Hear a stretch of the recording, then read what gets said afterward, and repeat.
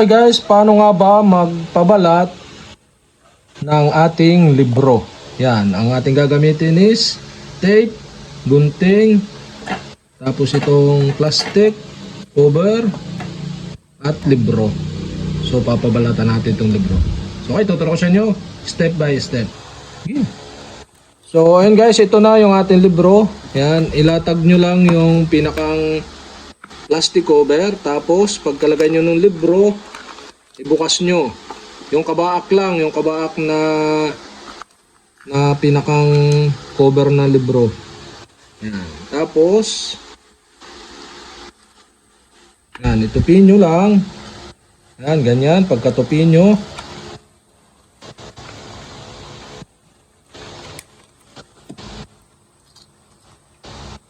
yan, sangat nyo lang dyan. Tapos isakto nyo dito.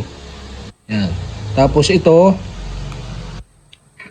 naman, yan, gugupitin nyo yung sobra dito. Once na naisangat nyo na yung pinakang libro dito sa plastic cover. Yan, gugupitin lang yan hanggang doon sa dulo. Tapos itutupi din na parang ganito sa kabila.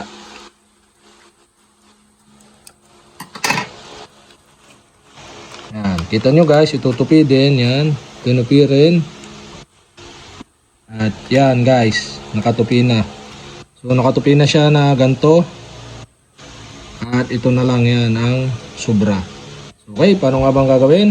After that, so gugupitin muna natin yan yung pinakang plastic dito. Yung saktong pagbukas niya dito, yun ang pinakang gugupitin nyo yan. Ito. Yan. Tapos yung kabila naman, ganun din. Gupitin nyo kung saan hanggang na bukas yung libro. Tapos pagkatapos nun, yan, pwedeng kahit alin dyan ang mauna, yung likod or yung harap na cover ng libro, lagyan na niya ng tape para hindi na siya maalis. Yan. Diretso na yan guys, yan yung pinakang tape na 3 para sigurado na hindi siya maaalis. Tapos pagkalagay nyo ng kabila, yung kabilang part naman, ganun din, lalagyan nyo rin ng tape. So 3 ulit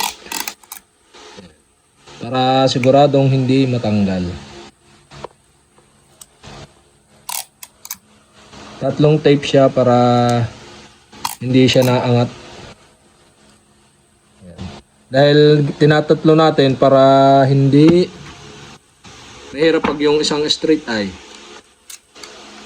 Tapos pagkatapos nun, bukan nyo lang kahit alin ang mauna doon sa cover ng libro. Yan, itupin nyo pa ganun na triangle. Tapos tupin nyo na ng isa. Yan. So dito yung part na ginupit natin, kaya sakto dapat doon sa pinakang bukas ng libro. Yan, at once na itupin nyo na yung pinaka plastic, lagyan nyo rin ng tape.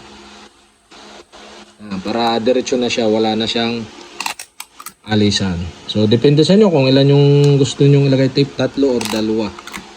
So mas maganda 3 yan, sakto doon sa may mismong tupi ng triangle. Yan, ganun lang. Tapos ari namang kabilang part, kabilang kanto ng kabilang cover. Yan, ganun ulit yung gagawin. So itupin nyo lang uli ng pa-triangle. Tapos itupin nyo pa pasok. Ayan. Kailangan sakto talaga doon sa kanto dahil mahihirapan kayo pagtutupi ay pag hindi sakto doon sa kanto yung kanina nating ginupit. Ayan. Once na mailagay nyo na, yan. So titingnan nyo kung hindi kulubot para maganda ang pagkaka-cover natin ng libro. Yan. Tapos lagyan na uli ng tape. Yan. 3 tape, isa doon sa may tinupi na triangle, tsaka doon sa may gitna. Tapos doon sa pinakang kanto or gilid niyan. So depende sa inyo kung ilan yung gusto nyong ilagay na tape. Yan. So naitupin na yan. Yari na yung kabaak na cover. So dito naman tayo sa kabila. So ganun din ang gagawin. So, tupin nyo lang ng triangle. Yan. Tapos, tupin nyo uli, papasok. Tapos, lagyan nyo na lang uli ng tape. Okay. Pagkatapos niyang kabilang side naman uli.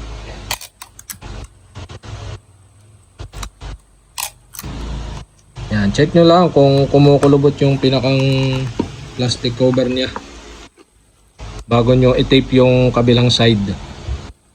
Yan, tupin nyo lang uli ng pa-triangle, tapos yan, pasok nyo uli, tapos lagyan nyo uli ng tape.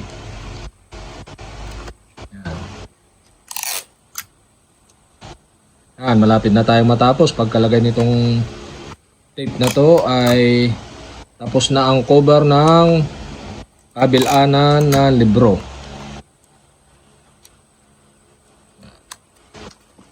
Isa pang tape para sure. Okay, after nyan guys, kung may makita kayong gantong sobra tigkabila, so gugupitin nyo lang yan ng gunting para yan guys, gugupitin nyo lang. Yan, ganun lang paggugupit. Ingat lang dahil baka madala yung pinakang libro.